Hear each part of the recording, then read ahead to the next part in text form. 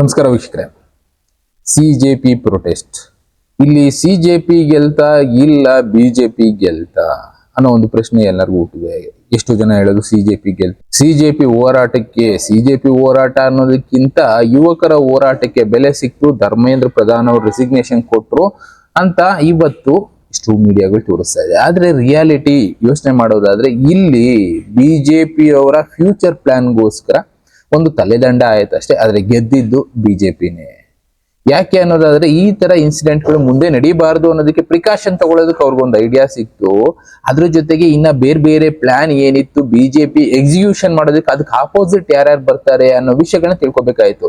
CJP ಬಗ್ಗೆ ಎಲ್ಲ study ಮಾಡ್ತಾ ಹೋದ್ರು. ಸಿಜೆಪಿಗೆ ನಮ್ಮ ದೇಶ ಅಲ್ಲದೆ ಬೇರೆ ಬೇರೆ ದೇಶದಿಂದ ಸಪೋರ್ಟರ್ಸ್ ಜಾಸ್ತಿ ಆಗ್ತಾ ಹೋಯ್ತು. ಅಂದ್ರೆ ನಮ್ಮ ದೇಶದಲ್ಲಿ ಮತಾಂಧತ್ವ ಉಂಟು ಮಾಡಬೇಕು, ಇಲ್ಲಿ ದಂಗೆಗಳನ್ನ ಸೃಷ್ಟಿ ಮಾಡಬೇಕು ಅಂತ ಎಷ್ಟೆಷ್ಟೋ ಜನ ಪ್ರಯತ್ನ ಮಾಡ್ತಾ ಇರೋದು ಅವ್ರಿಗೆ ಗೊತ್ತಾಯ್ತು. ಅದರಲ್ಲದೆ ಇಲ್ಲಿರುವಂತ ಕೆಲವಷ್ಟು ಅನ್ಯ ಧರ್ಮೀಯರು ಆ ಪ್ರೊಟೆಸ್ಟ್ ಅಲ್ಲಿ ಜಾಸ್ತಿ ಇನ್ವಾಲ್ವ್ ಆಗ್ತಾ ಇದ್ದಾರೆ. ಇನ್ನು NGOಗಳು ಜಾಸ್ತಿ ಇನ್ವಾಲ್ವ್ ಆಗ್ತಾ ಇದೆ. NGOಗಳಿಗೆ ಎಲ್ಲೆಲ್ಲಿಂದನೋ ಫಂಡಿಂಗ್ ಆಗ್ತದೆ.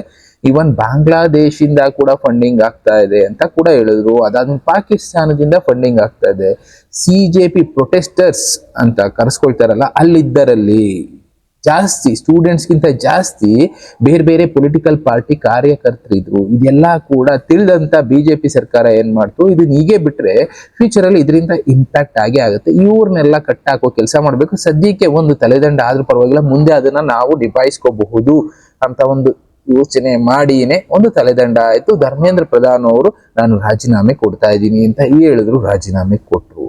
ಕೊನೆಗೂ ಅವ್ರು ಹೇಳಿದ್ ಒಂದೇ ಮಾತು, ನನ್ನ ಪರ್ಸನಲ್ ರೀಸನ್ ಇಂದ ನಾನು ರಾಜೀನಾಮೆ ಕೊಡ್ತಾ ಇದ್ದೀನಿ, ಇವರಿಂದ ನಾನು ರಾಜೀನಾಮೆ ಕೊಡ್ತಾ ಇಲ್ಲ, ನನ್ನ ಪರ್ಸನಲ್ ಕಾರಣಗಳಿಂದ ರಾಜೀನಾಮೆ ಕೊಡ್ತಾ ಇದ್ದೀನಿ ಅಂತ ಹೇಳಿ ರಾಜೀನಾಮೆ ಕೊಟ್ರು.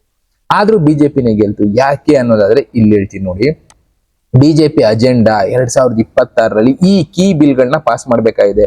ಈಗ ನಡೀತಾ ಇರುವಂತ ಮಾನ್ಸೂನ್ ಸೆಷನ್ ಅಲ್ಲಿ ಕೆಲವಷ್ಟು ಬಿಲ್ಗಳನ್ನ ಪಾಸ್ ಮಾಡ್ಬೇಕಾಯ್ತು. ಆದ್ರೆ ಇಲ್ಲೇನಾಗ್ತಾ ಇತ್ತು, ಈ ಅಪೋಸಿಷನ್ ಅವರು ಬರೀ ನೀಟ್ದೊಂದೇ ಇಟ್ಕೊಂಡು ಅಂತ ಬಿಲ್ಗಳನ್ನ ಪಾಸ್ ಮಾಡೋದಕ್ಕೆ ಬಿಡೋದಿಲ್ಲ ಅನ್ನೋದು ಬಿಜೆಪಿ ಗೊತ್ತಾಯ್ತು. ಅದಕ್ಕೋಸ್ಕರ ಬಿಜೆಪಿ ಅವರ ಹೇಗಾದ್ರೂ ಸರಿ ಆ ಬಿಲ್ಗಳನ್ನ ಪಾಸ್ ಮಾಡ್ಲೇಬೇಕು. ಇದೊಂದು ಕಾರಣಕ್ಕೋಸ್ಕರ ಆ ಬಿಲ್ ಹೋಲ್ಡ್ ಆಗಬಾರ್ದು ಅನ್ನೋ ಕಾರಣಕ್ಕೆ ಇವತ್ತು ಬಿಜೆಪಿ ಒಂದು ಸ್ಟ್ರಾಂಗ್ ಡಿಸಿಷನ್ಸ್ ತಗೊಳ್ತು.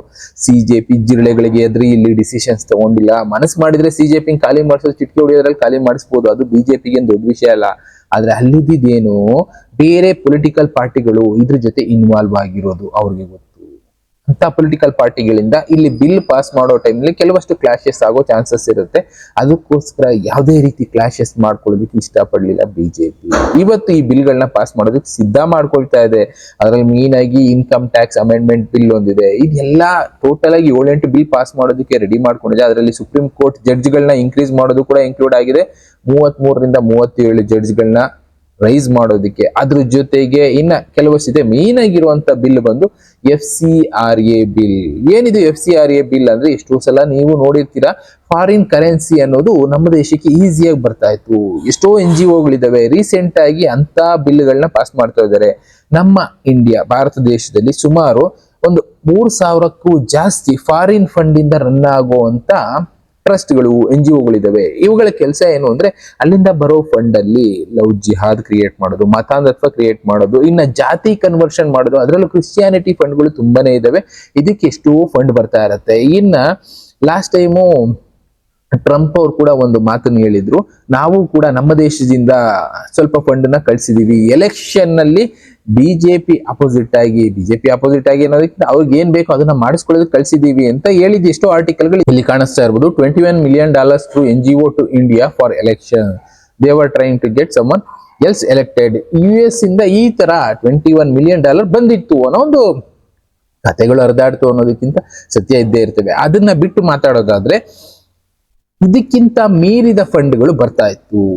ಕತಾರಿಂದ, UAE ಇಂದ, ಸೌದಿಯಿಂದ ಎಲ್ಲ ಭಾರತಕ್ಕೆ ಫಂಡ್ ಅನ್ನೋದು ಬರ್ತಾ ಇತ್ತು. ಎಷ್ಟೆಷ್ಟೋ ಟ್ರಸ್ಟ್ಗಳಲ್ಲಿ ಅದನ್ನ ಬೇರೆ ಬೇರೆ ಇದಕ್ಕೆ, ಅದೇ ಹೇಳಿದ್ನಲ್ಲ, ಮತಾಂಧತ್ವಕ್ಕೆ, ಇನ್ನ ಜಿಹಾದ್, ಲವ್ ಜಿಹಾದು ಇಲ್ಲ ಬೇರೆ ಜಿಹಾದು, ಇಂಥದಕ್ಕೆಲ್ಲ ಬಳಸ್ಕೊಳ್ತಾ ಇದ್ರು. ಅದಕ್ಕೋಸ್ಕರನೇ ಇವತ್ತು ಈ ಒಂದು ಜಿರಳೆಗಳ ಜಗಳದಿಂದ ಆ ಬಿಲ್ಗಳು ನಿಲ್ಬಾರ್ದು ಅನ್ನೋ ಕಾರಣಕ್ಕೆ ಧರ್ಮೇಂದ್ರ ಪ್ರಧಾನ್ ರಿಸೈನ್ ಮಾಡಿದ್ದಾರೆ. ಇಲ್ಲಿ ಗೆದ್ದಿದ್ ಯಾರು? ಈ ಬಿಲ್ ಪಾಸ್ ಆಯ್ತು ಅಂದ್ರೆ ಗೆಲ್ಲೋದು ಯಾರು?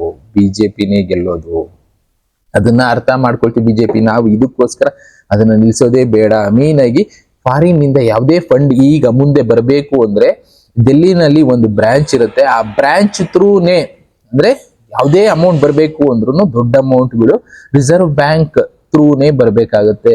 ಅಲ್ಲಿ ವೆರಿಫೈ ಮಾಡ್ತಾರೆ ಯಾಕೆ ಬರ್ತಾ ಇದೆ ಫಂಡು, ಯಾವ್ದಕ್ ಬಳಕೆ ಆಗುತ್ತೆ, ಈ ಟ್ರಸ್ಟ್ ವರ್ತ್ ಫುಲ್ ಅಂದ್ರೆ ಈ ಟ್ರಸ್ಟ್ ನಂಬೋದಾ, ಈ ಟ್ರಸ್ಟ್ ಮತಾಂಧಕ್ಕೆ ಬಳಸ್ತಾ ಇದಾರೆ, ಇಲ್ಲ ಯಾವ್ದಕ್ ಬಳಸ್ತಾ ಇದಾರೆ, ಇಲ್ಲ ಕೆಟ್ಟ ಉದ್ದೇಶಕ್ಕೆ ಬಳಸ್ತಾ ಇದಾರೆ ಆ ಟ್ರಸ್ಟ್ ದುಡ್ಡನ್ನ, ಇಂಥದ್ದನ್ನೆಲ್ಲ ಸ್ಟಡಿ ಮಾಡ್ತಾ ಹೋಗುತ್ತೆ. ಇನ್ನು ಮುಂದೆ ಗೌರ್ಮೆಂಟ್ ಅದೇ FCAR ಬಿಲ್, ಇದೊಂದು ಬಿಲ್ ತಡೆಯೋದಕ್ಕೇನೆ ಅಲ್ಲಿ ಉದ್ದೇಶಗಳು ನಡೆದಿತ್ತು. ಎಷ್ಟೋ ಜನ ಫಾದರ್ಸ್ಗಳು, ಚರ್ಚ್ ಫಾದರ್ಸ್ಗಳು ಕೊನೆಗೆ CJP ಸಪೋರ್ಟ್ ಆಗಿ ನಿಂತ್ಕೊಂಡ್ಬಿಟ್ರು.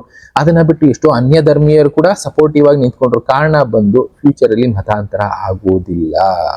ಮತಾಂತರ ಮಾಡ್ಬೇಕು ಅಂದ್ರೆ ದುಡ್ಡು ಬೇಕು ಅಂತ, ದುಡ್ಡನ್ನೇ ನಮ್ಮ ದೇಶಕ್ಕೆ ಬರದೇ ಇರೋಂಗೆ ತಡೆಯೋ ಕೆಲಸ FCAR ಬಿಲ್ ಮಾಡುತ್ತೆ. ಅದಕ್ಕೋಸ್ಕರನೇ ಇದನ್ನ ಅಪೋಸ್ ಮಾಡೋದಕ್ಕೆ ಇಲ್ಲಿ ಕೈ ಹಾಕಿದ್ರು ಅಂತ ಅವ್ರಿಗೆ ಗೊತ್ತಿದ್ರಿಂದಾನೆ ಒಂದು ತಲೆದಂಡ ಆದ್ರೂ ಪರವಾಗಿಲ್ಲ, ನಾವು ಈ ಬಿಲ್ಗಳನ್ನ ಪಾಸ್ ಮಾಡಲೇಬೇಕು ಅಂತ ಫಿಕ್ಸ್ ಆಗಿದೆ, ಪಾಸ್ ಮಾಡ್ತಾರೆ. ಈ ತರ 2-3 ಬಿಲ್ಗಳಿದೆ. ಇನ್ನ registration of birth and death bill ಅಂತ ಒಂದು ಪಾಸ್ ಮಾಡ್ತಾರೆ. ಇದ್ರಲ್ಲಿ ಏನು ಅಂದ್ರೆ ಯಾರಾದ್ರೂ ಒಬ್ಬ ವ್ಯಕ್ತಿ ಸತ್ತೋದ್ರೆ ಅವನ ಡೇಟಾನ ನಾವು ಡಿಜಿಟಲಿ ತೋರಿಸ್ಬೇಕು. ಅವಾಗ ಏನಾಗುತ್ತೆ, ನಾವು ಬೇರೆ ಹೆಸರು ಇನ್ನೊಬ್ಬ ಯಾರೋ ವ್ಯಕ್ತಿನ ಕರ್ಕೊಂಡ್ಬಂದು ಇವನೇ ಆ ವ್ಯಕ್ತಿ ಅಂತ ಹೇಳೋಗೆ ಇಲ್ಲ. ಈಗ ಬಾಂಗ್ಲಾದೇಶದಿಂದ ಎಷ್ಟೆಷ್ಟು ಜನ ಬಂದ್ರು ನಮ್ಮ ದೇಶಕ್ಕೆ, ಆ ವ್ಯಕ್ತಿಗಳನ್ನ ಇದೇ ದೇಶದವರು ಅಂತ ಪ್ರೂವ್ ಮಾಡೋ ಕೆಲಸ ಎಷ್ಟೆಷ್ಟು ಜನ ಮಾಡ್ಬಿಟ್ರು. ಇನ್ನು ಮುಂದೆ ಏನಾಗುತ್ತೆ ಅದೇ ರೀತಿಯ, ಇನ್ನು ಮುಂದೆ ಏನಾಗುತ್ತೆ ಆ ರೀತಿ ಯಾವುದು ಕೂಡ ಆಗೋದಿಲ್ಲ. ಇದಕ್ಕೆಲ್ಲ ಬ್ರೇಕ್ ಹಾಕೋ ಒಂದು ಉದ್ದೇಶದಿಂದ ಇವತ್ತು ಇಂಥ ಬಿಲ್ಗಳನ್ನ ತರ್ತಾ ಇದಾರೆ. ಈ ಬಿಲ್ಗಳು ತರೋ ಸಮಯದಲ್ಲಿ ಈ CJP ಹೋರಾಟ ಇದ್ದಿದ್ರಿಂದ ಪಾರ್ಲಿಮೆಂಟ್ ಅಲ್ಲಿ ಈ ನೀಟ್ ಅನ್ನೋದು ಬಿಟ್ಟು ಬೇರೆ ಏನು ಕೂಡ ಡಿಸ್ಕಷನ್ ಆಗ್ತಾ ಇರ್ಲಿಲ್ಲ. ಅದಕ್ಕೋಸ್ಕರನೇ ನಾವು ಇದನ್ನ ಹೇಗಾದ್ರೂ ಓವರ್ಕಮ್ ಮಾಡ್ಲೇಬೇಕು ಅಂದ್ರೆ ಓಕೆ, ಸರ್ಕಾರಕ್ಕೆ ಏನು ಲಾಸ್ ಆಗ್ಬೋದು, ಇಲ್ಲಿ ಅವರು ಧರ್ಮೇಂದ್ರ ಪ್ರಧಾನ್ ಅವ್ರು ರಿಸೈನ್ ಮಾಡಿರ್ಬೋದು, ಬಟ್ ಅವ್ರು ಏನ್ ಮಾಡ್ಬೇಕು ಅನ್ಕೊಂಡಿದ್ರು ಕೆಲಸಗಳನ್ನ ಮಾಡಿ ಮುಗಿಸಿದ್ದಾರೆ. ಅದನ್ನ ಎಷ್ಟೋ ಜನ ವಿಡಿಯೋಗಳು ಮಾಡಿ ಬಿಟ್ಟಿದ್ದಾರೆ. ಬೇಕಂದ್ರೆ ನಿಮ್ಗೂ ತಿಳಿಸ್ತಾ ಹೋಗ್ತೀನಿ. ಎಕ್ಸಾಂಪಲ್ ನೋಡ್ಬೇಕು ಅಂದ್ರೆ ಇದೊಂದು ಬುಕ್ ಅಲ್ಲಿ ನೋಡ್ಬೋದು, ಗಂಗಾ ಅಂದ್ರೆ ರಾಮಾಯಣ, ಮಹಾಭಾರತ ಇಂಥ ವಿಷಯಗಳನ್ನ ನಮ್ಮ ಓದೋ ಮಕ್ಕಳಿಗೆ ತಿಳಿಸೋ ಕೆಲಸ ಮಾಡ್ತಾ ಇದ್ದಾರೆ. ಮೊದಲು ಮೊಘಲರು, ಅಕ್ಬರ್ರು ಇಂಥವ್ರ ಕಥೆಗಳನ್ನ ಮಕ್ಕಳು ಓದ್ತಾ ಇದ್ರು. ಈಗ ಬದಲಾವಣೆ ಮಾಡಿ ರಾಮಲೀಲಾ, ರಾಮಚರಿತೆ, ಇನ್ನು ಕೃಷ್ಣ, ಈ ತರದ ವಿಷಯಗಳು ನಮ್ಮ ದೇಶದಲ್ಲಿ ಯಾವ ರೀತಿ ಸಂಸ್ಕೃತಿ ಇತ್ತು ಅದನ್ನ ಯಾವ ರೀತಿ ನಾವು ಬಳಸ್ಕೋಬೇಕು, ನಮ್ಮ ದೇಶದ ಜ್ಞಾನಿಗಳು ಯಾರು, ವಿಷಯಗಳನ್ನ ತಿಳಿಸಿದವ್ರು ಯಾರು, ಅಂತವ್ರ ಬಗ್ಗೆ ನಾಲೆಡ್ಜನ್ನ ತುಂಬೋ ಕೆಲಸ ಮಾಡ್ಬೇಕಾಯ್ತು. ಅಂತದನ್ನೆಲ್ಲ ಮಾಡ್ಬಿಟ್ರು ಧರ್ಮೇಂದ್ರ ಪ್ರಧಾನ್ ಅವರು. ಅದಕ್ಕೋಸ್ಕರ ಈಗ ಸದ್ಯಕ್ಕೆ ಬೇರೆ ಒಂದು ಆಲೋಚನೆಯಿಂದಾನೆ ಇಂಥದ್ದನ್ನ ಡಿಸಿಷನ್ ತಗೊಂಡಿದ್ದಾರೆ. ಈಗ ಇನ್ನು ಮುಂದೆ ಮಕ್ಕಳು ಓದೋ ಬುಕ್ಗಳಲ್ಲಿ ಅಕ್ಬರ್ ಕತೆ ಇರೋದಿಲ್ಲ, ಮೊಘಲರ ಕತೆ ಇರೋದಿಲ್ಲ, ಇಲ್ಲಿ ಸಾಧನೆ ಮಾಡಿದವರು, ಇಲ್ಲಿ ಹುಟ್ಟಿ ಬೆಳೆದವರು, ಭಾರತದವರ ಕತೆ ಇರುತ್ತೆ ಅಂತ ಬದಲಾವಣೆ ಮಾಡಿದ್ರು. ಅವ್ರ ಕೆಲಸಗಳು ಮುಗಿದಿತ್ತು. ಇನ್ನ ನೆಕ್ಸ್ಟ್ ಅವ್ರು ಕೊಡ್ತಾ ಇರೋಂತ ಖಾತೆ ನೋಡಿದ್ರೆ ಆಮೇಲೆ ಗೊತ್ತಾಗುತ್ತೆ ಬಿಡಿ ನಿಮ್ಗೆ. ಅದ್ರ ಬಗ್ಗೆನೂ ಆಲೋಚನೆಗಳನ್ನ ಮಾಡಿ ಇವ್ರು ಇವತ್ತು ಒಂದು ಡಿಸಿಷನ್ಸ್ ತಗೊಂಡ್ರು. ಆದ್ರೆ ಇಲ್ಲಿ ಗೆದ್ದಿದ್ ಯಾರು? BJPನೇ, CJP ಅಲ್ಲ ಗುರು. ಇನ್ನ ಇದ್ರ ಜೊತೆಗೆ ಇನ್ನೊಂದು ಮೇಜರ್ ಬಿಲ್ ಇಲ್ಲಿ ಇರುವಂತದ್ದು prevention or insult of national honour ಅಂತ ಕರೆದ್ರು. ಏನಂದ್ರೆ ನಮ್ಮ ನಾಡಗೀತೆಗಾಗ್ಬೋದು, ನಾಡ ಧ್ವಜಕ್ಕಾಗ್ಬೋದು, ಕೆಲವಷ್ಟಕ್ಕೆ ಹೇಗಂದ್ರೆ ಈಗ ಜನ ಬೈತಾ ಇರ್ತಾರೆ. ಈಗ ರೀಸೆಂಟ್ ಆಗಿ ಈ ಜಿಗಳೆಗಳ ಪಕ್ಷದಲ್ಲಿ ಸೇರ್ಕೊಂಡಂತ ಎಷ್ಟೋ ಜನ ಇಲ್ಲಿರುವಂತ ಧರ್ಮಕ್ಕೆ, ಆಚಾರಕ್ಕೆ, ಸಂಪ್ರದಾಯಕ್ಕೆ ಎಲ್ಲ ಬಾಯಿಗೆ ಬಂದಂಗೆ ಬೈದ್ರು.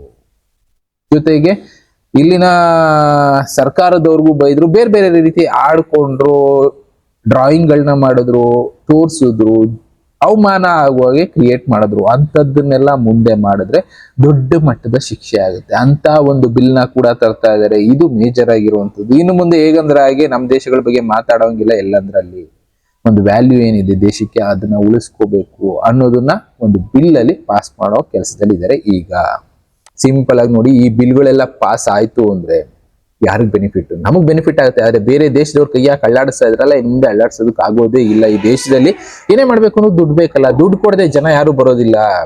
ಎಲ್ಲಿ ಬರ್ತಾರೆ? ಈಗ ಹೋರಾಟಕ್ಕಾಗ್ಲಿ ದುಡ್ಡು ಕೊಡದೆ ಎಷ್ಟು ಜನ ಬಂದಿದ್ರು, ಎಲ್ಲರಿಗೂ ದುಡ್ಡು ಕೊಟ್ಟು ಕರ್ಸಿದ್ರು, ಫ್ರೀಯಾಗಿ ಊಟ ಕೊಡ್ತಾ ಇದ್ರು, ಅದಕ್ಕೋಸ್ಕರ ಜನ ಬಂದಿದ್ರು. ಇನ್ನ ಒಂದ್ 2-3 ಬಿಲ್ ಅದರಲ್ಲಿ ಇನ್ಕ್ಲೂಡ್ ಆಗಿದೆ. ಸ್ಟ್ರಕ್ಚರಿಂಗ್ ಮಾಡ್ತಾ ಇದ್ದಾರೆ ಸುಮಾರು, ಅಂದ್ರೆ ಡಿವಿಷನ್ ಮಾಡಿ 543 ಸೀಟ್ ಇರೋದನ್ನ 850ಕ್ಕೆ ರೈಸ್ ಮಾಡೋ ಸ್ಟ್ರಕ್ಚರಿಂಗು, ಇನ್ನು 33% ರಿಸರ್ವೇಶನ್ ವುಮೆನ್ಗೆ ಅಂತ ಸ್ಟ್ರಕ್ಚರಿಂಗು, ಆಮೇಲೆ ಇನ್ನು ಪಾಂಡಿಚೇರಿ, ಜಮ್ಮು, ಡೆಲ್ಲಿ ಇಲ್ಲೆಲ್ಲ ಕೂಡ ಕೆಲವಷ್ಟು ತಿದ್ದುಪಡಿ ಲೀಗಲಿ, ಲಾಫುಲಿ, ಲೆಜಿಸ್ಲೇಟಿವ್ ಅಸೆಂಬ್ಲಿನಲ್ಲಿ ಮಾಡಬೇಕಾದಂತ ತಿದ್ದುಪಡಿಗಳನ್ನ ಇವಾಗ ಮಾಡೋದಕ್ಕೆ ಸಿದ್ಧತೆಗಳನ್ನ ಮಾಡ್ಕೊಂಡಿದ್ದಾರೆ. ಇವೆಲ್ಲ ಆಯ್ತು ಅಂದ್ರೆ ಬೇರೆಯವರಿಗೆ ಇಂಪ್ಯಾಕ್ಟ್ ಆಗುತ್ತೆ. ಬೇರೆ ದೇಶದವರು ನಮ್ಮ ದೇಶದಲ್ಲಿ ಬಂಡವಾಳ ಹಾಕಿ ಆಟ ಆಡಿಸ್ತಾ ಇದ್ರಲ್ಲ ಇಷ್ಟು ವರ್ಷ, ಇನ್ನು ಮುಂದೆ ಆಟ ಆಡಿಸೋದಕ್ಕೆ ಆಗೋದಿಲ್ಲ. ಇದಕ್ಕೆಲ್ಲ ಇಂಪ್ಯಾಕ್ಟ್ ಆಗುತ್ತೆ ಅನ್ನೋ ಕಾರಣದಿಂದ ಇಲ್ಲಿ ಸಿಜೆಪಿ ಹೆಸರಲ್ಲಿ ಬೇರೆ ಬೇರೆ ಏನೇನೋ ಕೆಲಸಗಳು ನಡೆದು, ಹಿಂದೆ ಹೋರಾಟಗಳು ನಡೆದು, ಅದನ್ನ ದೊಡ್ಡ ಮಟ್ಟಕ್ಕೆ ತಗೊಂಡೋಗಿ ಈ ಪಾರ್ಲಿಮೆಂಟ್ ಅಧಿವೇಶನ ರದ್ದು ಮಾಡಬೇಕು ಅನ್ನೋ ಲೆವೆಲ್ಗೆ ಚಿಂತನೆಗಳು ನಡೆದಿತ್ತು. ಅಂತದಕ್ಕೆಲ್ಲ ಒಂದು ಬ್ರೇಕ್ ಹಾಕಿದ್ರು ಇವತ್ತು ಮೋದಿ ಅವರು ಒಂದು ರಿಸಿಗ್ನೇಷನ್ ಇಂದ. ಆದ್ರೆ ಈ ಬಿಲ್ ಎಲ್ಲ ಪಾಸ್ ಆದ್ರೆ ಬೇರೆಯವ್ರ ಕತೆ ಮುಗೀತು. ಗೆದ್ದಿದ್ ಯಾರು ನಿಮ್ಗೆ ಅರ್ಥ ಆಯ್ತು ಅನ್ಕೊಳ್ತೀನಿ. ಇನ್ನ ಮುಂದೆ ಬದಲಾವಣೆಗಳಾಗುತ್ತೆ, ಅದಕ್ಕೆ ನಾವು ಕೂಡ ಸಾಕ್ಷಿ ಆಗ್ತೀವಿ. ಸಿಜೆಪಿ ತರ ಬರ್ತಾನೆ ಇರ್ತೇವೆ, ಹೋಗ್ತಾನೆ ಇರ್ತೇವೆ. ಇನ್ ಮುಂದೇನಾದ್ರೂ ಅವ್ರಿಗೆ ಸಪೋರ್ಟ್ ಮಾಡ್ಬೇಕೋ ಬೇಡವೋ ಯೋಚನೆ ಮಾಡಿ. ಸಿಜೆಪಿ ಸಪೋರ್ಟಿವ್ ಯಾರ್ಯಾರು ಮಾಡ್ತಾರೆ ಅಂತ ಗೊತ್ತಾಗಿದ್ದನ್ನು ಸಪೋರ್ಟ್ ಮಾಡಿರೋ ಎಷ್ಟೋ ಜನ ಇದ್ದಾರೆ. ಇಲ್ಲೂ ಕೂಡ ಬಲವಂತವಾಗಿ ಮಾಡಿದ್ರು, ಇಲ್ಲ ದುಡ್ಡು ಇಸ್ಕೊಂಡ್ ಮಾಡಿದ್ರು, ಇಲ್ಲ ಏನೋ ಒಂದು ಕಾರಣಕ್ಕೆ ಮಾಡಿದ್ರು. ಒಟ್ನಲ್ಲಿ ಇನ್ನು ಮುಂದೆ ಈ ತರ ಎಷ್ಟೋ ಬರ್ತಾ ಇರ್ತವೆ. ಜಿರಳೆಗಳು ಆಯ್ತು, ಇನ್ನ ಬೇರೆ ಬೇರೆಗಳು ಉಟ್ಕೊಳ್ತಾ ಇರ್ತವೇನೋ ಆ ತರ ಕ್ರಿಮಿ ಕೀಟಗಳು ಅವು ಇವು ಎಲ್ಲ. ಅಂತದಕ್ಕೆಲ್ಲ ಸಪೋರ್ಟ್ ಮಾಡಿದ್ರೆ ನಾವು ಕೂಡ ಕ್ರಿಮಿ ಕೀಟಗಳು ಆಗೇ ಹೋಗ್ತೀವಿ ಅನ್ನೋದನ್ನ ಮಾತ್ರ ಅರ್ಥ ಮಾಡ್ಕೊಳ್ಳಿ. ಇಲ್ಲಿ ಗೆದ್ದಿದ್ದು ಮಾತ್ರ ಬಿಜೆಪಿನೇ ಕಾರಣ. ಬಿಲ್ಗಳು ಪಾಸ್ ಮಾಡ್ತಾ ಇದಾರೆ. ಬಿಲ್ಗಳು ಪಾಸ್ ಆಯ್ತು ಅಂದ್ರೆ ಗೆಲ್ಲೋದು ಭಾರತನೇ. ಇನ್ನ ಈ ತರದ ಎಷ್ಟೋ ವಿಷಯಗಳಿದಾವೆ, ತಿಳ್ಕೊಳ್ತಾ ಹೋಗೋಣ. ಇನ್ನ ಬೇರೆ ಬೇರೆ ವಿಷಯಗಳ ಜೊತೆ ನಾನು ಮತ್ತೆ ಸಿಗ್ತೀನಿ. Thank you, good bye.